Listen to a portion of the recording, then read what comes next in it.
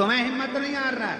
निंदा करने वाला निंदा करेगा, बुराई करने वाला बुराई करेगा, अपशब्द कहने वाला अपशब्द लिखेगा सोशल मीडिया में, अन्य जगह पर। उसका काम केवल एक है, तुम्हारे भीतर के विल पावर को तोड़ना, तुम्हारे भीतर के विश्वास को तोड़ना, तुम्हारे भीतर के विल पावर को, तुम्हारी मजबूती को तोड़ने के लिए लोग दिन भर सोशल मीडिया हो, अपशब्द लिखने से बाज नहीं आते और अपशब्द बोलने से बाज नहीं आते, पर भीतर से मजबूत रहना कि तुम शंकर के शिष्य हो, टूटने वाले नहीं। भीतर से मजबूत रहना, तुम टूटने वाले नहीं।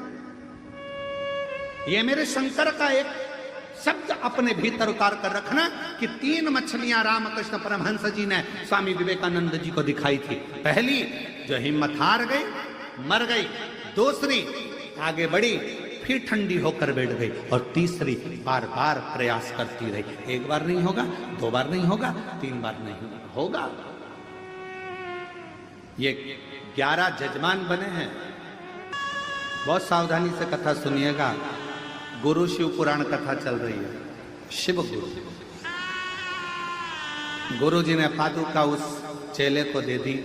चेला पादुका को सिर पे लगाकर अपने कक्ष में ले गया। जितने स्टूडेंट थे, जितने शिष्य थे, सारे के सारे शिष्य उसको चिढ़ाने लगे। जो चप्पल गुरु के काम की नहीं थी, वो चप्पल तुझे दे। जो पादुका गटर में गिर गई थी, वो पादुका गुरुजी नहीं पहनते, इसलिए तुझे दे दी।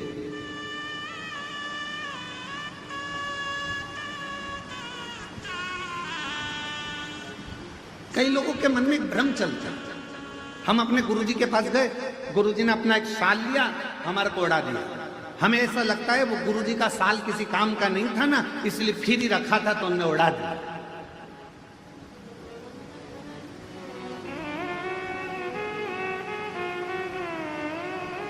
अब कौन समझाए, कौन समझाए कि गुरु का स्पर्श करा हुआ मात्र शाल ही क्या, गुरु का स्पर्श करी अगर मात्र एक अक्षत का दाना भी मिल जाए तो वो करोड़ों की पूंजी बन जाए। कौन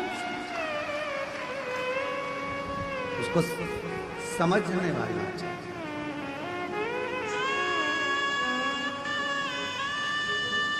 और मैंने तेरे ही भरोसे बाबा, तेरे ही भरोसे हवा बिच उड़ती जवानी बाबा डोरा छड़ीना कटी जवानी।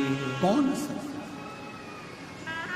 एक चावल का दाना भी अगर शिव गुरु का मिल जाए, शंकर का मिल जाए, कोई सतगुरु का मिल जाए, तो वह हमारी जिंदगी को सवार दे। एक चावल।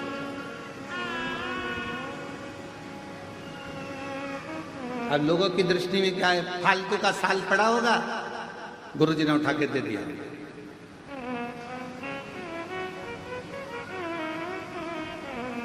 अब जरा विचार करिएगा, फालतू के साल को भी अगर गुरु तुम्हारे गले में डालकर कीमत वाला बना सकता है, तो तुम भी फालतू हो, तुमको भी उठाकर शंकर के चरणों में डालकर तुम्हें कीमत वाला बना सकता।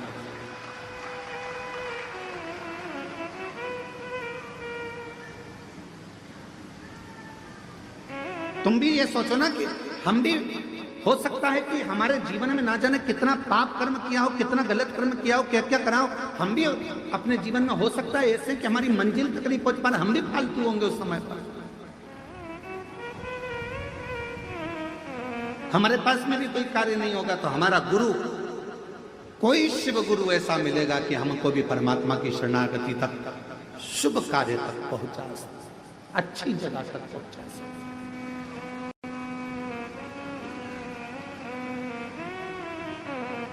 सारे मित्र चिल्लाने लगे, आवाज लगाने लगे, अरे अरे अरे, जो पादुका गुरुजी नहीं पहनने वाले थे, गटर में गिर गई थी, गुरुजी नहीं पहन थे, इसलिए वो पादुका तुमको दे दी। गुरुजी ने वो पादुका तुमको दे दी, जो किसी काम की नहीं, गटर में चली गई, क्या करेगा ऐसी पादुका का? गुरुजी से कह देता हमको तो नहीं चाहिए, रखो तुम्हारे पास में। क्यों लेकर आ गया? उसने कहा मेरे गुरु के चरण की पादुका है, मेरे गुरु ने मुझे दी है, अब वो गटर की हो चाहे हीरे की हो, वो चाहे सोने की हो, वो चाहे अंबारी की हो, पर मेरे गुरु की पादुका मेरे जीवन का सुख प्रदान कर मुझे। हम तो बाबा के भरोसे चलते हैं, हम तो बाबा के भरोसे चलते हैं, ये दुनिया वाले जलते हैं, ये दुनिया वाले जलते हैं, डमरू वाले के भरोसे चलते हैं, ओ घड़तानी के भरोसे चलते हैं, सीहोर वाले के भरोसे चलते हैं, सीहोर वाले के भरोसे चलते हैं, काशी वाले के भरोसे चलते हैं, डमरू वाले के भरोसे चलते हैं, हम उसके आश्रित। फिर मित्रों ने कहा गुरु जी की पादुकाएं गटर की है, नाली की है, करेगा क्या? क्या इसको तिजोरी में सेफ के रखे, अलमारी में सजा कर रखेगा, क्या करेगा?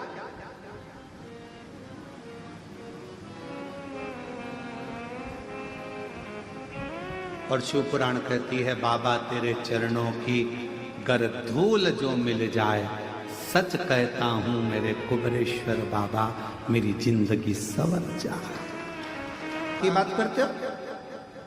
शिष्य ने कहा मेरे गुरु ने मुझे दी, भले गटर की है, नाली की है, कैसे कैसे?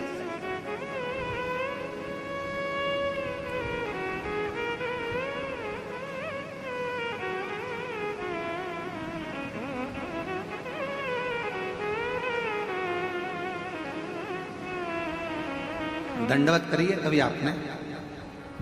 जम के बोलो जरा।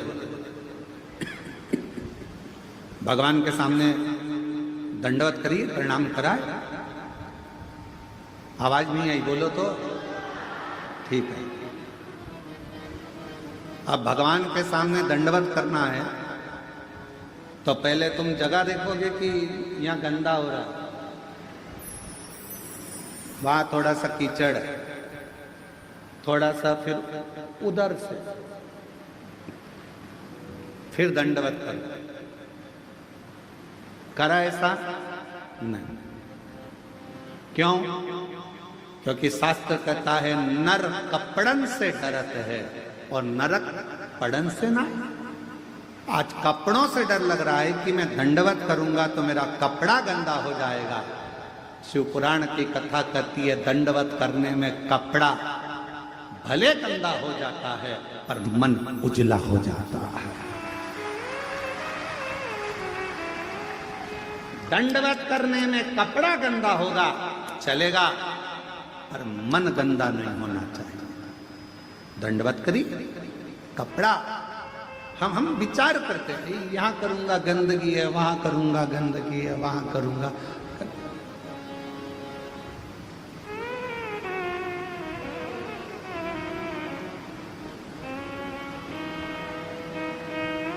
कितना सुंदर कहा है, सावधानी पूर्वक सुनिएगा।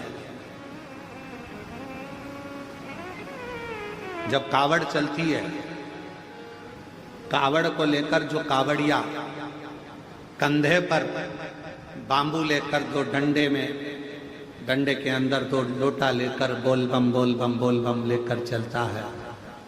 किसी का पीक, थूक, गुटका रोड पर पड़ा रहता है। अगर कावड़िया उस गुटके को लांग कर चले जाता है तो जिसने थूका हुआ होता है उसको मरने से पहले भोगना पड़ता है।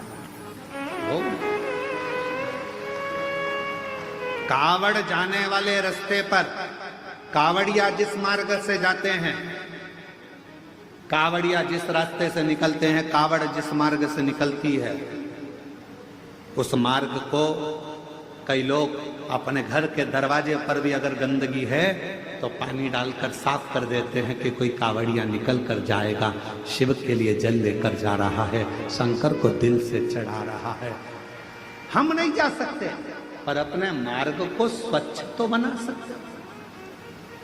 और कितनी सुंदर बात कही स्वयं माता पार्वती जी ने तुमरुका जी से प्रश्न किया था कि कावड़ सावन के महीने में क्यों भराती है?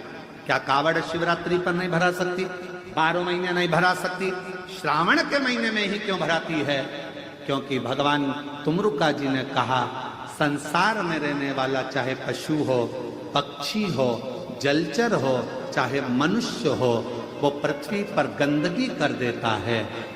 बारिश का पानी सावन में जब गिरता रहता है तो रोड मार्ग स्वच्छ होता रहता है।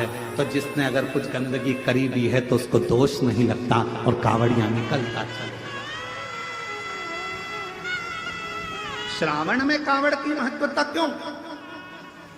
क्या माघ महीने में कावड़ नहीं भर सकते? क्या बैसाख महीने में कावड़ नहीं भर सकते? क्या हम ज्येष्ठा महीने में नहीं भर सकते? कार्तिक में नहीं भर सकते? भादों में नहीं भर सकते? केवल श्रावण का महीना कावड़? उसका कारण केवल इतना सा है, जल वृष्टि होती रहती है, भूलवश कोई थूक कर चले गया, वो पानी से साफ हो जाता है। तो जिसने थूका उसको दोष नहीं लगता है।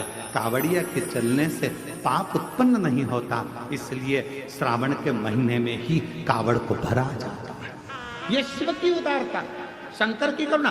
नहीं तो शिव जी के कावड़ तो बैसाख में भी बढ़ सकते थे, जिस समय लोग ठंडा पानी भरते हैं, भगवान को चढ़ाते हैं। और नहीं तो कई लोगों के मन में आता है कावड़ क्यों चढ़ा रहे हो सावन में, भगवान के ऊपर तो पहले से ही इतना पानी गिर रहा है बारिश का, क्या करोगे चढ़ाकर? और कावड़ को श्रावण महीने में चढ़ाने का कार्य ही यही है कि मान लो कोई पक्षी है, उसने गंदगी कर दी, कावड़ यह उलांग कर गया, पक्षी को दोष लगे, उससे अच्छा है श्रावण के महीने में जलवृष्टि होती रहती है और वह जलवृष्टि के कारण कावड़िया चलता रहता है, तो किसी को दोष नहीं लगता।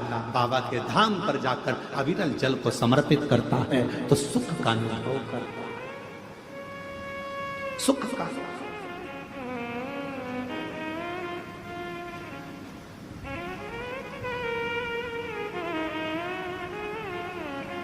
सारी समस्या का हल सावन में।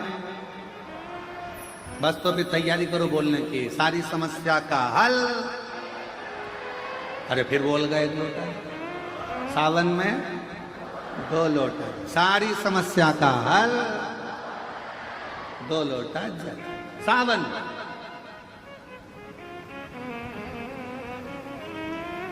कितनी कृपा शिव करता, मेरे ओघड़दानी मेरे शंकर भगवान। तो ये ना विचार करे कि गंदा है, गंदगी है। भगवान के सामने दंडवत करते समय ये विचार ना करा जाए। जब हम गिरी गोवर्धन नाथ जी की दंडोती परिक्रमा करे, सालों हो गए, तो गिरिराज बाबा की जब 21 किलोमीटर की दंडवत परिक्रमा सोते सोते सोते सोते दंडवत करते करते कोई स्थान ऐसा आता है जहाँ नाली भी निकल कर जाती है। अब 21 किलोमीटर में तो ढेरों स्थान पड़ते हैं, तो वहाँ दंडवत करते करते ये नहीं देखा जाता कि गटर की नाली है, बेकार स्थान है, किसी ने थूक दिया है, किसी ने गंदगी कर दी। नहीं, गिरिराज धारण प्रभु तुम परिक्रमा 21 किलोमीटर की 9 दिन में धीरे धीरे पूरी करें। हम नर्मदा जी की परिक्रमा करने गए, बहुत पहले की बात है, बहुत लंबा समय। जहाँ चले जाते कोई गंदगी भी है तो उसको लांगते लांगते भजन करते, माई नरब दे हर, माई नरब दे हर, माई नरब दे हर, माई नरब दे हर, माई नरब दे हर।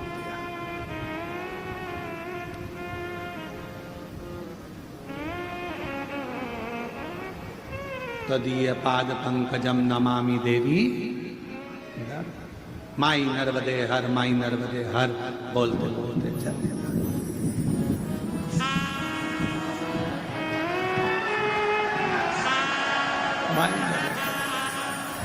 अब बोलते चले जाओ। और इसमें ये नहीं देखा जाता कि सामने गंदगी पड़ी है, कोई सामान पड़ा है। कावड़ उठाने वाला कावड़िया जब कंधे पर कावड़ ले लेता है